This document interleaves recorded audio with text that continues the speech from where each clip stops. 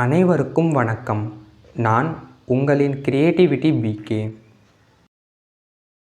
நாம் இன்றைய பதிவில் ஆதி சிவபுராணத்தின் பாகம் 26 பற்றி பார்க்க போகிறோம்.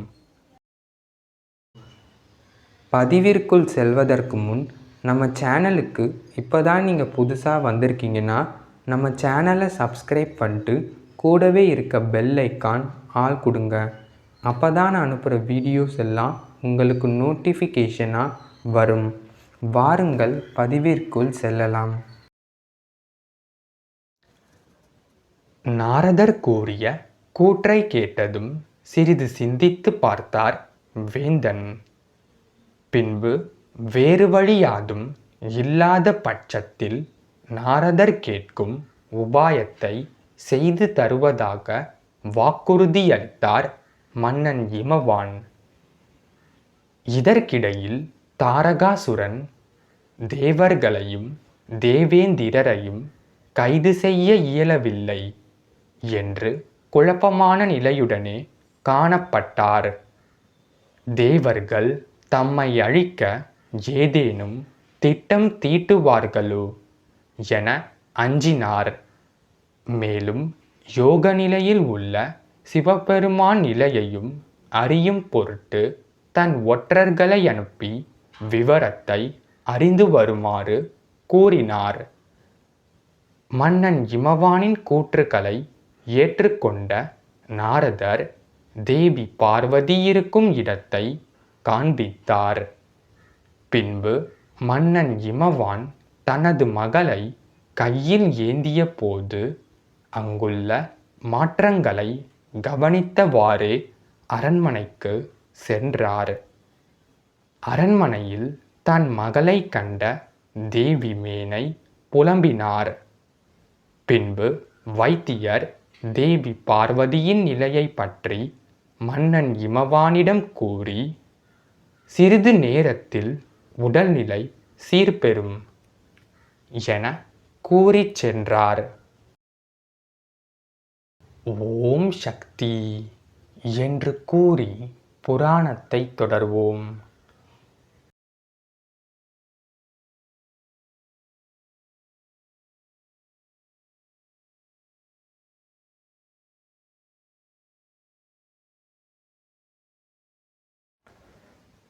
தேவி பார்வதி மயக்கம் அடைந்த இடத்தில் இருந்த சூழ்நிலை மாற்றங்கள் மற்றும் அங்கு கிடைக்கப்பெற்ற அனுபவங்களையும் நாரத முனிவரிடம் கூறி அதற்கான விளக்கங்களையும் கூறுமாறு மன்னன் இமவான் கேட்டார்.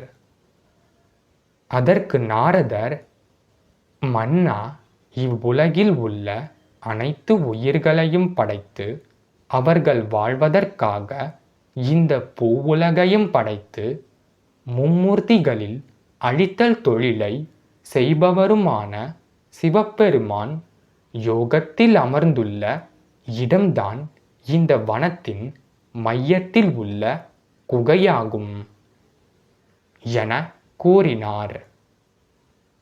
எம்பெருமானான சிவபெருமான் தனது அரசாட்சியில் உள்ள வனத்தில் இருப்பதை அறிந்த மன்னன் இமவான் மிகவும் மட்டற்ற மகிழ்ச்சியடைந்தார். இவ்வேளையில் நாரத முனிவர், வேந்தரே, எனக்கு தாங்கள் ஒரு உபாயம் செய்து தருவதாக கூறியுள்ளீர் என தனது பேச்சை தொடர்ந்தார். அம்மொழியை கேட்ட மன்னன் இமவான், என்ன உபாயம் யாம் தங்களுக்கு செய்ய வேண்டும் என கூறுங்கள், அதை இக்கணமே செய்து முடிக்கிறோம் என்றார். அதற்கு நாரதர், இக்கணத்தில் செய்து முடிக்க முடியும் செயல் அதுவன்று. அதற்கு பதிலாக தாங்கள் அனுமதி மட்டும் கொடுக்க வேண்டும் என்று கூறினார். பிரம்மதேவர் தேவேந்திரரிடம், உமக்கு வந்த இன்னல்களில் இருந்து விடுபட வேண்டுமாயின் சிவபெருமான் தியான நிலையில் உள்ள குகையில் அவருக்கு பணிவிடைகள் செய்து வரும் மங்கையான தேவி பார்வதி மீது மையல் கொள்ளுமாறு செய்தல் போதுமானது என்று ஆலோசனை கூறினார். மேலும், ஏனெனில் சிவபெருமானின் புத்திரர்களை ஈன்றெடுக்கும் வல்லமை அவரிடமே உள்ளது என கூறினார். பிரம்மதேவர் கூறிய செயலை யாரிடம் கொடுப்பது என தேவேந்திரர் சிந்தனையில் ஆழ்ந்தார். சிந்தனையில் ஆழ்ந்தபோது அவ்விருவருக்கும் ஒருவர் மட்டுமே நினைவுக்கு வந்தார். மயக்கத்தில் இருந்து எழுந்த தேவி பார்வதிக்கு கண்ணின் முன் தோன்றிய உருவங்கள் யாவும் தாம் இதுவரை கண்டிராதவரையும் தம்முடைய மனம் இதுநாள் வரை காண நினைக்கும் தவம் மேற்கொண்டு இருந்த சிவபெருமான் தம் கண்முன் தோன்றி மறைந்ததும் விசித்திரமாகவே இருந்தது. அந்த குகையில் அவருடன் தொடர்புடைய ஏதோ ஒன்று அங்கு இருப்பதாக எண்ணினார். நாரத முனியின் கூற்றுக்களின் பொருளை அறியாத மன்னன் இமவான், எந்த பணியை செய்து முடிக்க யாருக்கு அனுமதி வழங்க வேண்டும் என்று கூறுங்கள் என்று உரைத்தார். தங்களின் மகளான தேவி பார்வதிக்கு அந்த அனுமதி கொடுக்க வேண்டும் என்று நாரதர் கூறினார். எப்பணியை செய்ய வேண்டும் என்று கூறுங்கள், அப்பணியை நானே செய்கிறேன். எம் மகள் இதில் ஈடுபட வேண்டாம் என்று நாரதரிடம் மன்னன் இமவான் கூறினார். இது தங்களால் முடியாத காரியம். ஆகவேதான் நான் உங்களின் மகளுக்கு அனுமதி அளித்து அதை செய்து முடிக்க வேண்டும் என்று கூறுகிறேன் என்றார் நாரத முனிவர். இதற்கிடையில் இந்திரர், பிரம்மதேவர் என்னிடம் உரைத்த செயலை செய்ய வல்லவர் ஒருவரே, அவரால் மட்டுமே இப்பணியை செய்து முடிக்க இயலும் என எண்ணினார். அப்பணியை செய்து முடிக்கக்கூடிய வல்லமை கொண்ட ஒருவர்தான் மன்மதன் ஆவார். தேவேந்திரர் அவரை எண்ணிய கணப்பொழுதில் மன்மதன் தேவி ரதியுடன் அங்கு உதயமானார். நாரதர் மன்னன் இமவானிடம், தேவியை கண்ட குகையில் தியான நிலையில் உள்ள சிவபெருமானுக்கு தேவி அவர்கள் தேவையான பணிவிடைகளை செய்து தர வேண்டும் என்பதே நான் கேட்ட உபாயமாகும் என்று கூறினார். தம் மகள் சிவபெருமானுக்கு பணிவிடைகளை செய்ய போவதை அறிந்த மன்னன் இமவானும் மிகவும் மகிழ்ந்தார். யாம் இப்பொழுதே எம் மகளிடம் சென்று இதை பற்றி கூறி அவளை அனுப்பி வைக்கிறோம் என மன்னன் இமவான் கூறினார். மயக்கத்தில் இருந்த மகளை காண அன்னையான தேவி மேனை தேவி பார்வதியின் அறைக்கு சென்றார். அங்கு தேவி பார்வதி அவர்கள் எழுந்து ஏதோ குழப்பமான நிலையில் இருப்பதை உணர்ந்த தேவி மேனை தேவி பார்வதியிடம், என்னவாயிற்று மகளே, ஏதாவது விபரீதம் உண்டாயிற்றா என வினவினார். தேவி பார்வதி தன் தாயாரிடம் தம் கண்முன் நிகழ்ந்த யாவற்றையும் கூறினார்.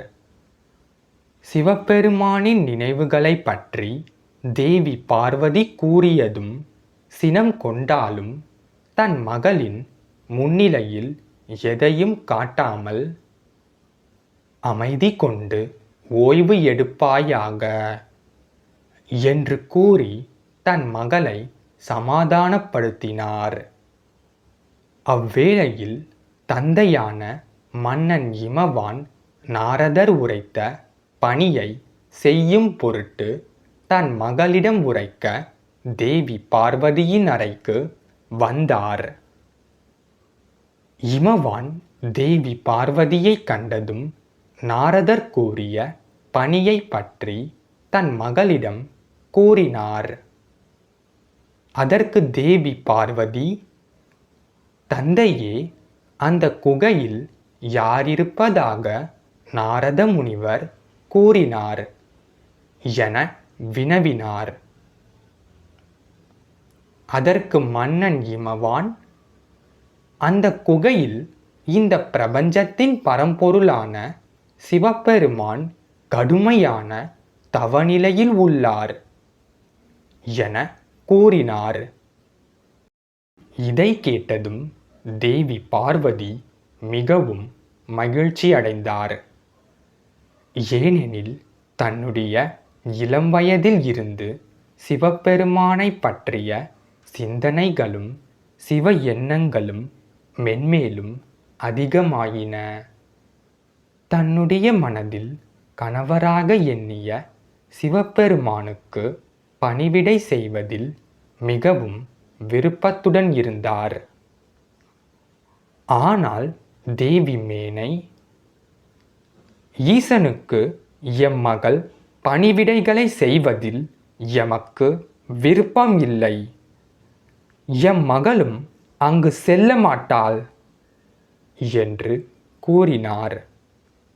மேலும் எம் மகளுக்கு திருமணம் செய்ய வேண்டும் என கூறினார். இதை கேட்டதும் தேவி பார்வதியும் மன்னன் இமவானும் அதிர்ச்சி அடைந்தனர். மன்னன் இமவான் தன்னுடைய மனைவியை சமாதானப்படுத்த முயன்றார். இருப்பினும் எவ்விதமான இனிமையான சொற்களுக்கும் உடன்பட மறுத்தார் அன்னையான தேவி மேனை.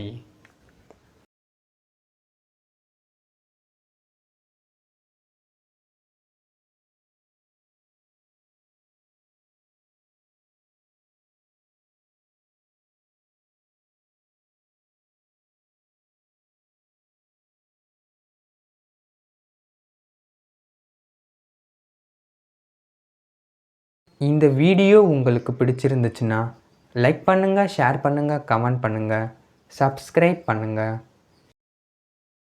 அனைவருக்கும் நன்றி.